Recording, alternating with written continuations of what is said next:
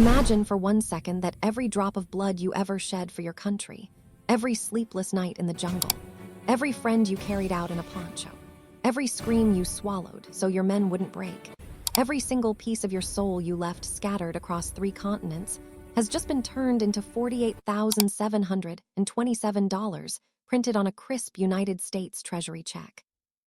And after waiting 9 painful years for the government to finally keep its promise, you fold that check with shaking hands, slide it into the same cracked leather wallet you've carried since the length of the Ho Chi Minh Trail and back.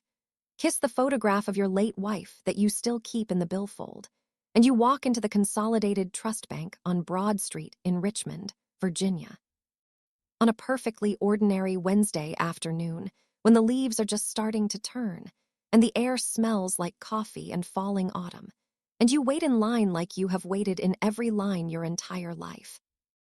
And when window 4 finally lights up, you step forward with the same calm discipline that once kept an entire platoon alive under mortar fire, and you smile the small, tired smile of a 74-year-old warrior, and you slide that Treasury check across the cool marble counter along with your faded military ID, your Virginia driver's license, your Social Security card, and even your old Bronze Star citation just in case.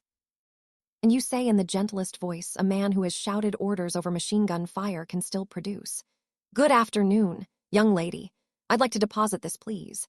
And the 24-year-old teller, whose name tag reads Jessica Miller, barely glances up from the TikTok video playing under the counter, picks the check up with 2 fingers like it's a gas station receipt, holds it under the UV light for maybe 5 full seconds, frowns the way people frown at expired coupons, and then, without asking a single question, without calling the Treasury verification hotline printed on the poster right behind her head, without scanning the 37 embedded security features that every single U.S. Treasury instrument carries, without even looking at the 3 forms of ID sitting right in front of her face, reaches back, flips open the little metal door on the industrial shredder that sits behind every teller station like a hungry steel animal, and feeds your blood, your pain. Your granddaughter's first hug in 8 years straight into the spinning blades, so that we're chunk $48,727 and 31 years of unquestioning service become nothing more than quarter-inch confetti snowing down into a clear plastic bin, while the entire bank lobby freezes in perfect stunned silence, and Jessica Miller pops her bubble gum and shrugs, and says the sentence that will haunt her for the rest of her life. "Sorry, sir, bank policy says any suspicious instrument gets destroyed immediately. Have a nice day." And in that moment, something ancient and unbreakable inside Sergeant Major Thomas Michael Ashton, retired, the man who has stared down death in more forms than most people can name, cracks wide open. Yet he does not scream. He does not curse. He simply leans forward, places both weathered hands flat on the counter the same way he once steadied dying 19-year-old boys in the mud.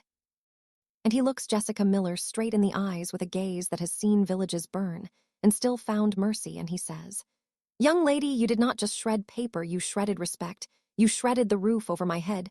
You shredded the last chance I have to hold my only granddaughter before my memory goes. And I swear on every grave I have ever dug with these 2 hands, this is not over." And every phone in that bank comes out, 20, 30, 40 cameras rolling as customers gasp and whisper, and the security guard's mouth hangs open, and Thomas turns with the same perfect military bearing he walked in with, shoulders back, chin level, eyes forward, and he walks out those glass doors into the golden October sunlight and sits down on the wooden bench directly in front of the bank where old men play chess on Tuesdays. And right there, with the whole world watching through plate glass, he pulls out his phone. Scrolls past contacts most people will never have, finds the one labeled simply Harrison Treasury, hits call, and the line is answered on the very first ring, Office of the Under Secretary for Domestic Finance, and Thomas's voice does not shake when he says, "This is Sergeant Major Thomas Michael Ashton, United States Army retired. Put me through to Under Secretary Harrison right now, and tell him a commercial bank just committed a federal felony by shredding a valid Treasury instrument issued to one of his veterans." And 30 seconds later, a voice he hasn't heard since Fallujah 2004 comes on the line. "Tommy, brother, talk to me." And Thomas tells him everything, every cold detail. And when he finishes, there is a long, heavy silence followed by a single low growl. "She shredded a Treasury check." "Yes, sir." "Stay exactly where you are, I'm making calls."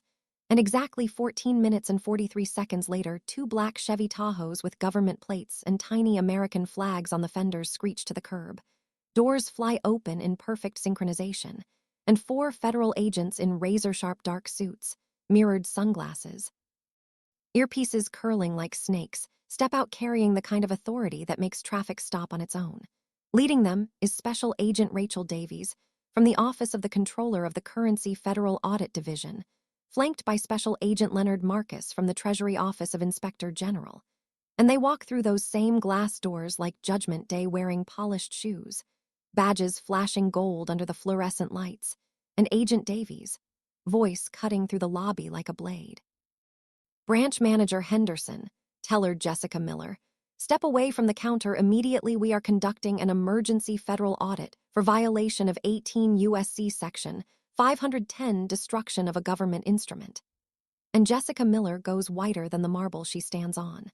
The branch manager starts sweating through his discount suit so hard you can see it. Customers cheer under their breath.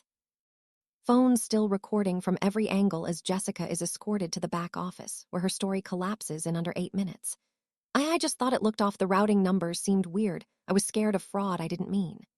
And Agent Marcus leans in so close she can see her own terrified reflection in his sunglasses and says, "Ma'am, Treasury checks have 37 security features. You checked exactly 0. You committed a federal felony in front of 40 witnesses." And by 4:30 that same afternoon, Thomas's account is credited the full $48,727, plus an additional $5,000 inconvenience payment, personally authorized by the Secretary of the Treasury himself.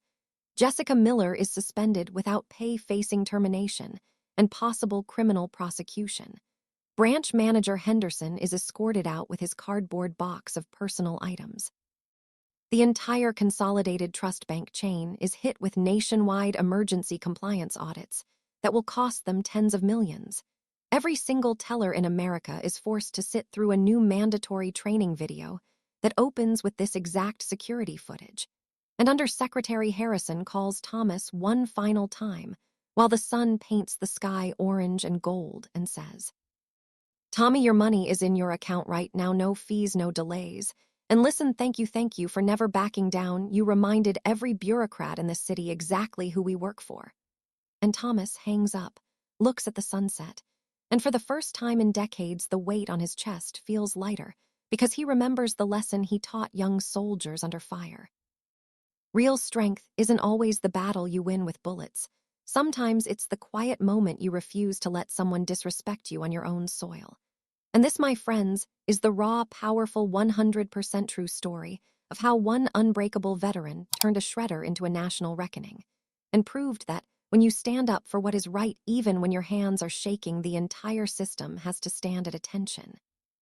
So if this story lit a fire in your soul, if it made you angry, proud, ready to fight for every single person who ever wore the uniform, then do 3 things for me right now. Smash that like button so hard YouTube feels it in its servers. Share this video with every single person you know, because veterans deserve to be heard.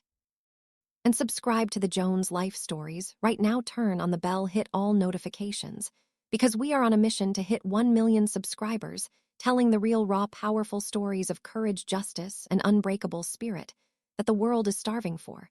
Drop "Respect Veterans" in the comments if you're with us. Save this video. Send it to someone who needs to remember what real strength looks like. And I'll see you in the next one, because the next story is even wilder.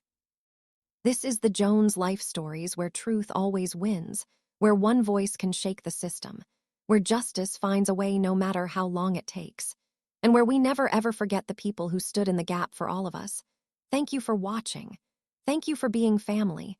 And I'll catch you on the next time we prove that ordinary people can do extraordinary things. Peace out.